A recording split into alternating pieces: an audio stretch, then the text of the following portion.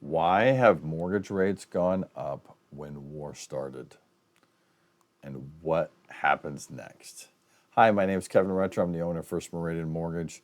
Getting a lot of questions and a lot of phone calls from clients looking to refinance and purchase and want to know why interest rates actually spiked when war started.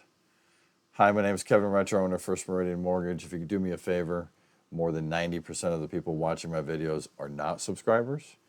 And I quite often get clients that say, I watched your videos, I liked your videos, really appreciate the teaching, and they're not subscribers. So do me a favor, hit that subscribe button so I can continue to grow and dominate in the mortgage industry. So let's get into it. And I want to set the stage. Over the last month, you can see mortgage rates and the 10-year have been on a decline from 4.27 all the way to Friday before Epic Fury started. We had gotten down to 3.96% on the 10-year Treasury. And we closed with pressure going down on Friday, so Monday looked positive for potentially better interest rates. At that point, though, U.S. military operations against Iran with Israel started on Friday, and luckily we did have a couple days of understanding what was going on before Monday came. But as soon as Monday came, interest rates spiked. And if you look at the 5-day, this is the chart essentially of the 5-day. So let's start with the numbers because the story right there is in the data. Why did interest rates actually go up? So in theory, the main reason that interest rates went up is because of the simple fact that with war, there are always consequences. Typically, there is always a flight to safety into the U.S. Treasury. And normally that is the case, but this is one of those rare occurrences that the opposite actually happened. Once Epic Fury took place and Monday came about, the threat of the closing of the Strait of Hormuz, where 20% of the world's oil flows through that strait, is now shut down. And because of that, essentially mortgage rates jumped 13 basis points overnight to 6.12 from the 5.99 that we essentially were at per Mortgage News Daily. Then on Tuesday, the 10-year Treasury continued to go up to as high as 4.1. And then why did rates go up? Everyone's asking me that question. And like I said, it's about the oil, okay? So the classic playbook would be interest rates would drop, but here's 3 reasons why this conflict broke the mold. Oil, inflation fears. Iran sits at the doorway of the Straits of Hormuz, a maritime choke point through which 20% of the global crude oil shipments pass through there. The moment those shipping lanes were threatened, oil prices spiked hard. Oil prices spiking means higher gas prices. They reignite inflation expectations and everything that petroleum goes into. When bond investors see inflationary pressures coming, they demand higher yields for the protection their purchasing power brings. So hence, 10-year spiked. Realtor.com senior economist Joel Berner said, we are seeing the 10-year Treasury rise sharply, which implies that fears surrounding inflation are stronger than anticipated. Number 2, it's a new month. Bond positioning, not just war. Here's a nuance that most media outlets miss. The Mortgage News Daily pointed out that Friday bond rally, which pushed rates below 6%, was largely driven by month-end buying technical factor where bond managers rebalance portfolios at the end of the month, and Monday's sell-off was partially due to new positioning, especially after the war. The war amplified the move, but the starting point was already inflated by the technical factors from the month-ending purchases at the end of the week. Keep in mind, Fannie and Freddie, we don't know exactly how much mortgage-backed securities they're buying. They couldn't buy over the weekend. If you were a buyer, you would not have jumped in first thing Monday morning. With a war going on, you would hold back your positions. So all the extra supply that Fannie and Freddie potentially were buying, they probably have backed way off, and they're going to be in a wait and see mode of what happens with the war. So they want to keep that firepower of the MSB buying to also coincide with pushing down rates, because Trump wants lower rates, along with the new Fed chief that comes in May. But here's the thing, right, is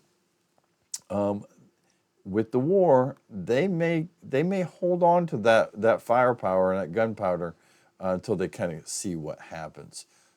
Third, supply shock. The Fed, they don't want to fight the Fed. Wells Fargo chief economist Tom Purcell explained it's clearly this is a supply-driven oil price shock, not a demand-driven inflation yet.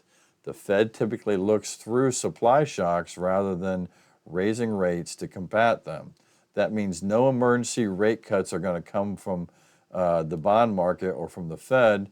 No new rate hikes either. The Fed is expected to be on hold in their March 17th, 18th FOMC meeting. Here's the problem. The Fed won't cut, bond yields stay elevated, and so do mortgage rates until the new Fed chief comes in and we probably see more buying from Fannie and Freddie. So what does history tell us? So when the Gulf War happened in 1990, the 30-year fixed was at 9.84%. When Iraq invaded Kuwait, August of 1990, rates rose to 10.04% in September, then fell to 9.55 by the time U.S. strikes began in 91. So rates then drifted lower for 2 years as peace resumed. Iraqi war in 2003, oil ran from $25 to $35 to $40 as a war premium got built in. But once major combat ended in 6 weeks, oil started to fall back quietly and rates stabilized. Post 9/11, the S&P 500 recovered and was actually up about 0.06% 1 month after the attacks. Mortgage rates declined as the Fed aggressively cut rates and investors flooded into the bond market. 2022, Ukraine war, rates surged dramatically. My outlook on the next week, next month, next 6 months. Here's the thing.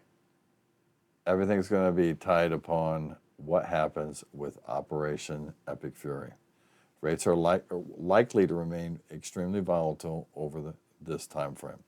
The key driver is going to be Friday's job reports and either the escalation or de-escalation signals from Iran, and also what happens with the Strait of Hormuz. If 20% of the world's oil supply is being affected, the longer that is actually being affected will lead to the uncertainty within interest rates. I feel that interest rates themselves could be in a range and they could go back up and test the 6.25 to 6.5 range, depending on what happens. And if the war de-escalates or is under a 30-day time frame, we can see a path that the strait reopens. There's a good probability that things could start to drift back down.